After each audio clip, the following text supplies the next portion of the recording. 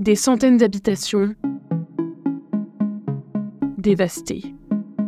Au Maroc, le séisme du 8 septembre 2023 a transformé des villages entiers en tas de gravats.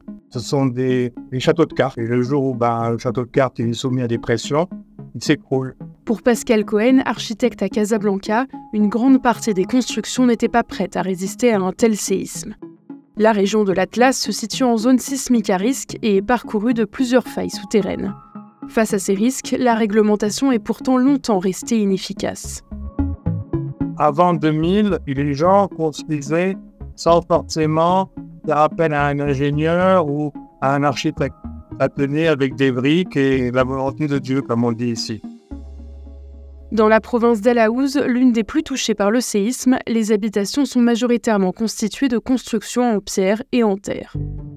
Ces matériaux ne sont pas mauvais en soi, mais doivent être intégrés à des méthodes spécifiques pour résister aux secousses. Normalement, dans un bâtiment, on doit construire une structure porteuse qui permet de tenir la maison. Et on doit réaliser des fondations, c'est-à-dire qu'on creuse le sol, qui va permettre d'asseoir le bâtiment et de lier tous ces poteaux avec des chaînages, qui fait que le bâtiment, lorsqu'il reçoit des secousses, il est solidaire. Quand on construit sans fondation et sans structure, et que vous mettez de la pierre ou alors des briques de terre les unes à côté des autres et vous construisez donc un rectangle, et les jours où ça bouge, le rectangle il s'effondre.